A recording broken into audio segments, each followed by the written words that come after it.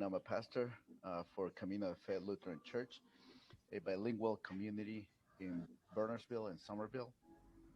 And I've been a pastor for more than 10 years, and I have helped many couples understand what marriage is all about from, well, God's perspective. From the perspective of the creator of heaven and earth, he created us and knows what's best for us. And he also instituted marriage. And so I've been married for 16 years. Last Friday, we celebrated our wedding anniversary, and we have three children, 13, 8, and 3-year old. And so, I'd see myself as helping young couples understand what marriage is all about from God's perspective. Okay, well, thank you very much.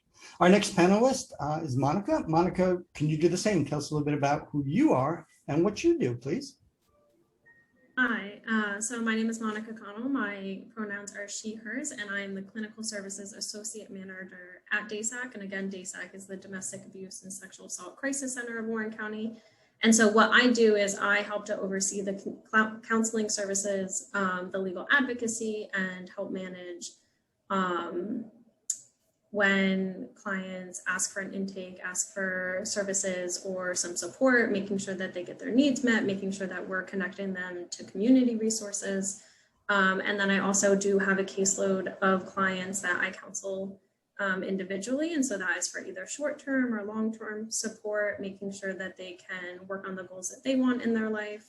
And in addition, providing adult and children with trauma processing. So if they've been impacted by domestic violence, sexual abuse, human trafficking, any stalking, or any other type of abuse, being able to sit there, listen, and understand that they can be more than that experience. They can heal from that experience and help them heal and grow. Okay. Well, thank you and welcome. Our third panelist is Relax Team's coordinator and founder himself, Dennis. Dennis, can you tell us a little bit about yourself and what you do? Sure. Primarily, I'm a CPA, and our focus here with Relax Tax is helping individuals to really understand not just taxes, but the impact of taxes, insurance, and debt on their financial situation. We like to say we help people to retain more of what they earn, and we do that by helping them. You can use those three tools to either thrive or they can use the wrong way, make it so it's difficult to survive. So we help people to really turn that table, use the leverage in the right way to address taxes, insurance, and debt, not in a vacuum, but together so that they can thrive. Okay, well, thank you. Certainly important aspects when coming together with a marriage. So with that said, what are some of the insights that you can provide in that area when it comes to marriage, starting or just getting going with a new spouse? Dennis? Sure. Well, as far as getting married, there's a bunch of factors that come into play. I think people often think of the wedding, but the wedding's just a night. It really goes on, and it's about the actual long-term marriage. And it really depends on what situation you are coming into a marriage. So is this your first? Are this a second marriage? If you're getting married for a second time, there's a lot of financial impacts. I mean, are you currently receiving alimony that you will stop if you end up getting married? Or is there child support will continue? Are there different factors from that area? There's the impact on what your tax filings and where you're going to be, the brackets in which you fall in. There's ways that you can move the finances between your husband and wife. But the big thing that I like to understand and talk to people about is you kind of either have to be all in or not. I mean, if you're all in, you become a team, you can really leverage the power. And a lot of the financial world is designed around you actually being a team that intends to stay married for a very long time. If it's not something that you're really planning on and you're hinging and hedging your bets across it, then there's some different financial impacts that will make on your situation. So first and foremost, you really have to decide when you get married, are you all in? And then there's a lot of tools out there. If you still want to keep yourselves as kind of two separate individuals just going through from a financial perspective, A lot of the tax codes and things, insurance products, they're not built that way. And that's when they end up crushing you and you're not thriving, you're barely surviving. So knowing how to use those tools and knowing where you're going through, and frankly, to determine, if you want to be that way, where it's not all in, do you really need that piece of paper or not? Because if you're really going to be keeping yourself as two separate financial entities, the world's not really built that way.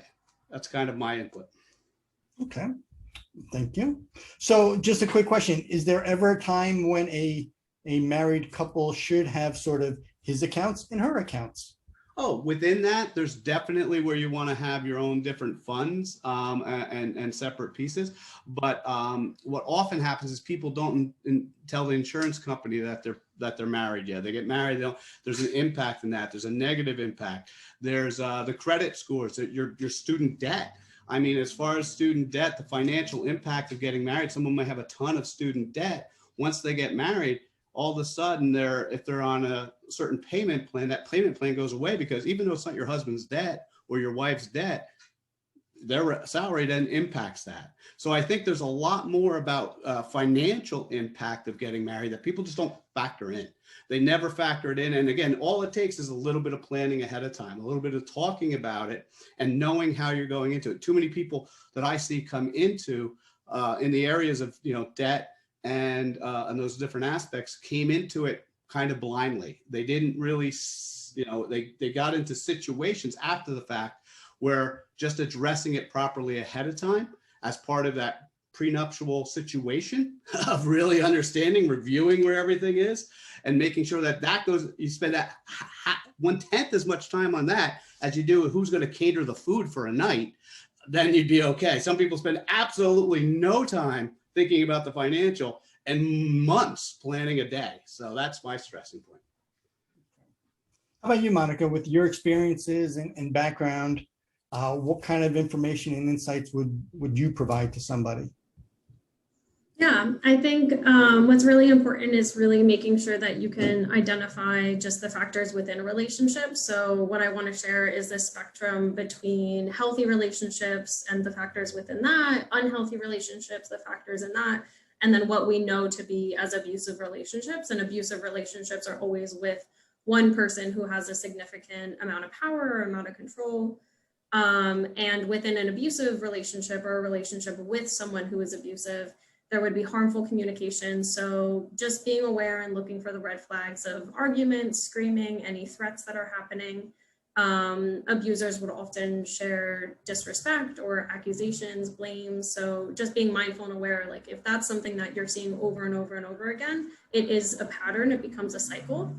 Knowing that abusive relationships have this element of control where an abuser would want to maintain control, keep a control over somebody else in the relationship. And again, just looking for those patterns of those factors, and then just really identifying if there's any isolation. If you're noticing that over time in this relationship, you don't have the same friendships that you did, or don't have the same relationships with your family as you did, knowing that like, oh, maybe that's something that isn't okay, or maybe that's something that I didn't want going in.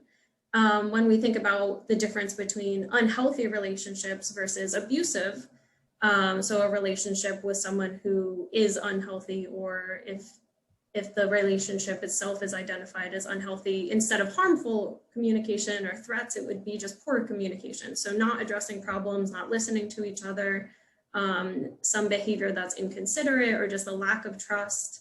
Whereas an abusive relationship would have accusations, have blame, but a maybe unhealthy relationship would just have a lack of trust, or going in between having trust, not having it, and back and forth.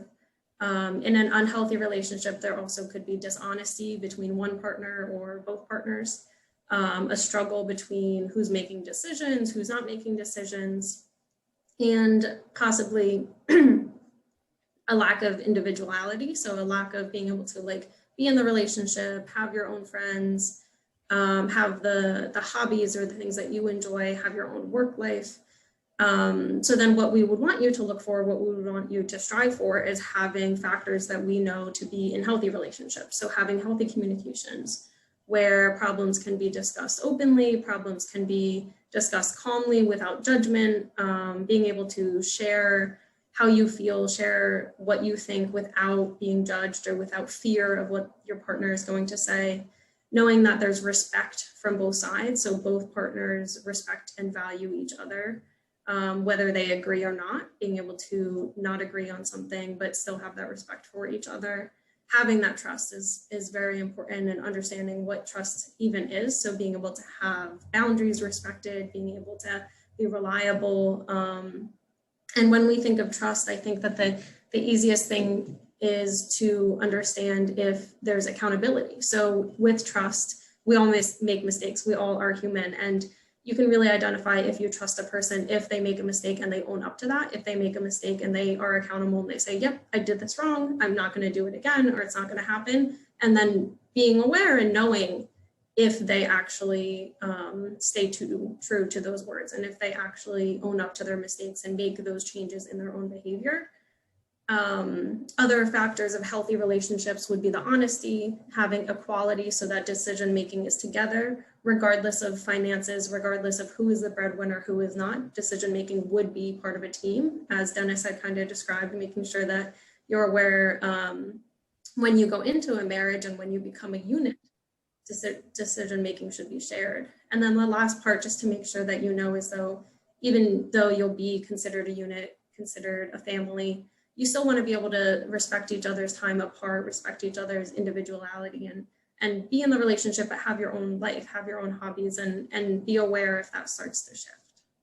Sure. So the whole spectrum that goes along with that, from healthy through unhealthy and harmful and abusive. So thanks for that. Pastor Dan, some insights that you may have for a couple that are getting together. Yes. So normally someone will approach me and I would say we need to have a conversation 6 times prior to the wedding. And so we talk a little bit about what Dennis was saying, are you all in? And also try to understand that it's not just the wedding day, but also the future. And from God's perspective, is the future together for the rest of your life.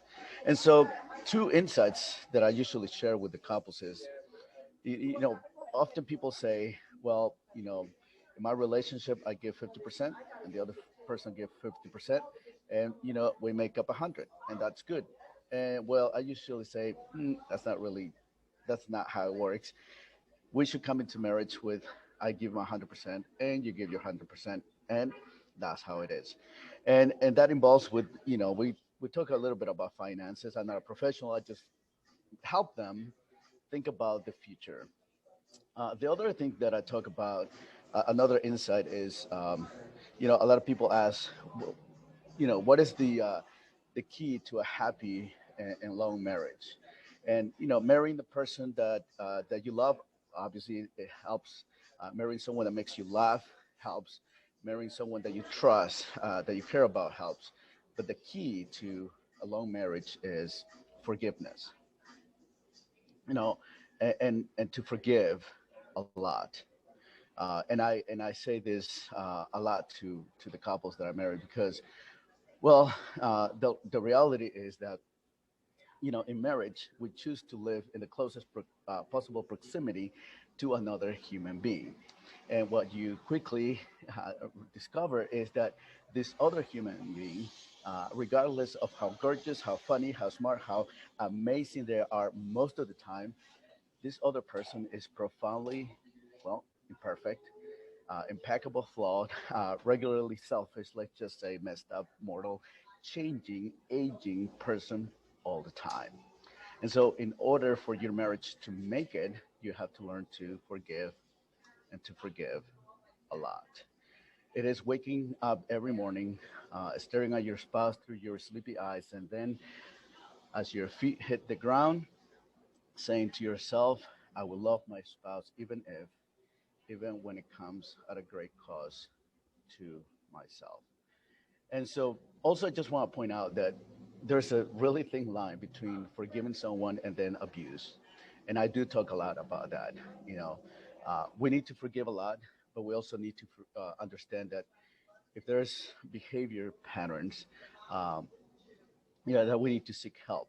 And so uh, it is interesting that when the Bible talks about love, it doesn't talk about the butterfly feeling that you get on your stomach, which is good, by the way. It's nothing wrong with that. But when the Bible talks about love, when God talks about love, it's about action, patience, kindness. It's not like saying, well, I feel patience today. It doesn't work that way, right? You need to be patient. You need to be kind. You need to be loving. You need to care. You need to protect. And so we just, uh, when God gives us a lot of things to do, commands, you can say that, but He also gives us the way to help us achieve those things, and that's where Jesus comes in. And so those are two insights that I would say, don't come to marriage saying, I'll give my 50% because that's not going to work, and learn to forgive a lot. Okay, well, thank you for that. So in a couple minutes or less, Dennis, what would be one thing, just one, that you think people should take away from as they join together like this? I think the key is, when people are, getting married, there's so much on the shower, so much different aspects and all. What a good gift for someone is to have them sit down with someone and go through with them their financial situation. So talking a little bit about what Pastor Dan had mentioned, I like to say 1 + 1 doesn't need to equal 2 and rarely does. So 1 + 1 could equal 6 if you do it right and leverage what you are with your marriage, or 1 + 1 could equal like 1.25, because you're each going to get a haircut and things are going to happen and things, and not just from a financial and from a plan perspective. So the key is 1 + 1 rarely equals 2 when it comes to two people coming together financially. You want it to equal 6, not 1.25. Yeah, it reminds me of the saying, from abundance, he took abundance, and still abundance remains. Right? It's not just straightforward math all the time. Nope, and that's it. And when you go, and too often when you go in with that, it's 1 + 1 approach, you end up with 1.25. And others can attest to how that impacts the stability of a marriage down the road. So just a little proper planning can really help you to have a better financial situation for the rest of your marriage, the rest of your life. Thank you. And Monica, what's a big takeaway that you would want people to absorb and carry on with after this conversation? Yeah, I think to be as quick as I can, I really appreciate Pastor Dan sharing that element of forgiveness. I think if you could just be aware if there's a pattern or if forgiveness is one-sided, because I think in a healthy relationship, it would need to be both. It would need to be a shared quality, but to make sure that if you're giving, you're also receiving in that relationship. And of course, it's not going to be equal every single moment of time, but making sure that you are getting your needs met as well. Okay. And so I like to think I'm in a healthy relationship, but from what I've seen in the media and on TV and movies, it's is it typical that somebody is in an unhealthy relationship and they don't realize it? And if so, what can they do to kind of have that light bulb on? You did mention being a good friend, and if I see it in a relationship saying, hey, that's not right, well, what can somebody themselves do? Yeah, I think, of course, I think you never want to expect to say like, oh, my partner is harming me. When you love them that much, you never want to think that. You never want to believe that. And it can take a really long time to be able to see and actually maybe even look back and, like I really was being harmed. I think the biggest thing we hear is that people wish that they left the relationship sooner because they fought so hard. And so I think for friends and family to be able to really be honest and be direct and say, like, with kind words, not calling out, not to be rude, but with kind words, try to say, hey, like, I really don't like the way that someone's treating you. Or I really like, if you saw me going through that, I would hope that you would say something, or I would hope that you wouldn't be okay with it. Just kind of sometimes putting it on yourself instead of blaming or instead of belittling somebody else's partner. It can make it a little bit easier. And then again, it could also make it easier to share, like, hey, I'm really having a hard time with COVID, being around my family 24/7. Like, what is your experience like? And just opening that door for them, even if you know that they're having a tough time, or if you know something's going on, but they haven't talked about it, try to use open-ended questions to kind of just like open the opportunity for them to share. Okay, great, thank you. And Pastor Dan, you did talk a lot about forgiveness, and that was one of the things that you were emphasizing. Is there anything else that you'd like people to take away with as they go on? Yeah, marriage is work. A lot of work. Ben Affleck, the actor, a couple of years ago, he was in one of those award shows, and he was thanking his wife, his then wife, and he said the essence of our marriage is work. And so people got upset on the internet, right? Because that's what they do. And so they were saying, well, how can you say that? And he didn't mean labor work. But I understood what he meant because, well, it does take a lot of work. It does take work to forgive. It does take work to be patient. It does take work to, just as Dennis is saying, just to find an accountant to do your taxes. You just got to take the time and go do that. Well, the same thing with marriage. It does take work to work on yourself, to understand that there are some things that you need to work on. To work on your relationship, not only with your partner, but also with your children and all the different relationships, to understand that there may be things that you are bringing from your past that you need to work on. So, I think I will live with that marriage is work, and it's healthy work. I think it's good work that we need to do, and that we need to understand that we don't need to say, oh, it all should be good. Yeah, I mean, for the most part, it will be, but it does take work to put ourselves in there, to forgive, to be patient, to love one another, to really care, to protect, and do all those things. And I believe that God is with us along the way, helping us with that. Okay. Well, thank you very much to our panelists, Dennis, Monica, and Pastor Dan. I appreciate your insights, and I certainly learned a lot from this. And I've been married for almost 20 years.